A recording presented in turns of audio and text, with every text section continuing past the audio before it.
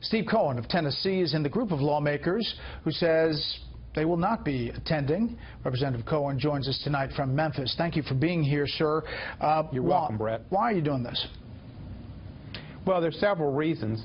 A large part is to let my district know that they have a voice in Washington. My district voted strongly for Hillary Clinton, and like me, they felt that the slight, but through the tweet of John Lewis, a disciple, an apostle of Martin Luther King, and a hero of the civil rights movement, who had his skull broken for fighting for civil rights and voting rights at the Edmund Pettus Bridge in Selma, Alabama, that it was wrong to say he was talk and no action. John Lewis is a man of action who put his life on the line, had to do it against his own government to get voting rights and civil rights, and that was just wrong, and that's the straw that broke the camel's back. Right.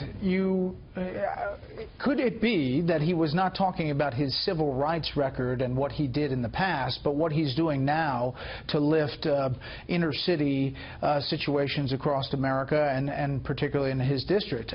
I'm not reading between the lines here in the President-elect's tweets, but they are only 140 characters or less. I know that CNN is located in Atlanta, Georgia, and I know that you have to go through Atlanta to get anywhere in the South now because of Delta Airlines.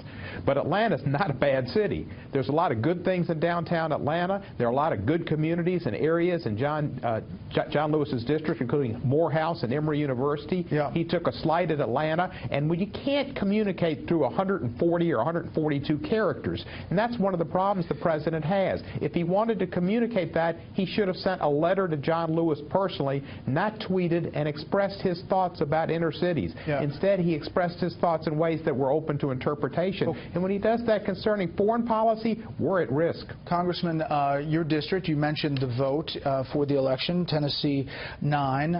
You're right. Hillary Clinton won 77.5% to Donald Trump 19.8%. What do you say to the almost 20% in your district who voted for Trump? And in Tennessee, Trump won 61% to 34%. What do you say to the people who voted for Donald Trump from your state, from your district, who say it is not about the man or the campaign, it is about the office of the presidency and the peaceful transition of power?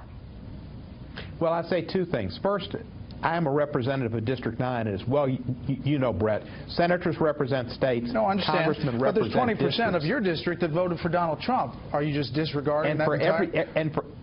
No, obviously not. Every single one of those people who wanted to go to the inauguration has been offered tickets through my office, and I will see them on Thursday and talk with them and give them tickets. Their congressman is not going. That's right. And the fact is, I'm not casting a vote or doing anything congressional. All that is Congress getting the best seats available to watch what is a great show. It is a great show, and I'll miss it. A legitimate president? Do you say he is illegitimate, which was what triggered the tweet? I'm not going to. I don't know the definition of that term. John Nobody Lewis does. He won the Electoral College. He won the Electoral College. So he's a legitimate president.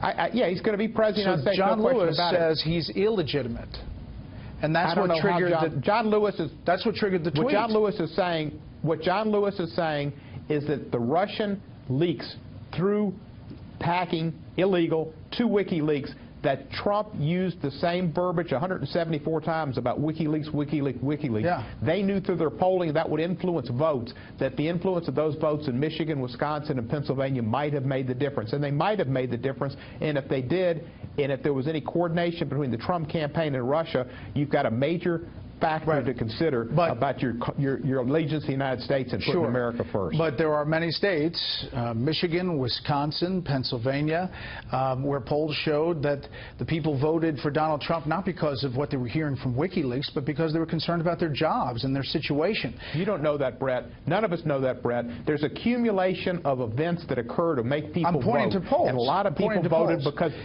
and listen, a lot of moderates.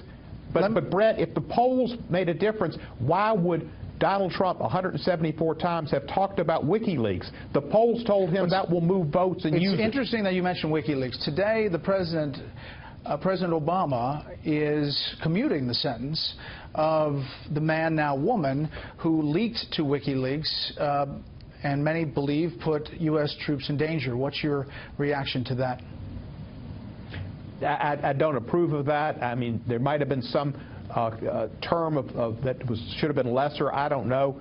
I think the governor of Alabama, Don Siegelman, was unjustly convicted, and many United States attorneys and attorney generals have written and asked, over 100 have asked, that his sentence be commuted or pardoned. I think people in prison for marijuana that was particular in states where it's legal now should be commuted or pardoned.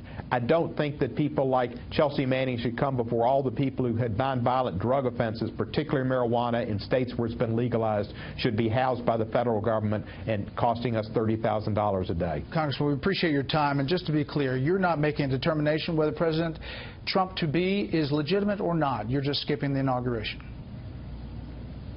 Right. I'm skipping the inauguration because of many things he's done and my district. And when it was wrong to say John McCain wasn't an American hero. It was wrong to criticize, in my opinion. The president shouldn't have criticized but he was fairly elected. Meryl Streep, and he certainly shouldn't have criticized John Lewis. And it shows he doesn't know about civil rights, and that's important to me and important to my district. And the fact that he didn't have any engagements on Martin Luther King Jr.'s birthday to celebrate that birthday and that man is a terrible indictment of the next president of the United States. Well, Congressman, we appreciate your time. Thanks for coming on. You're welcome, Brett. Take care.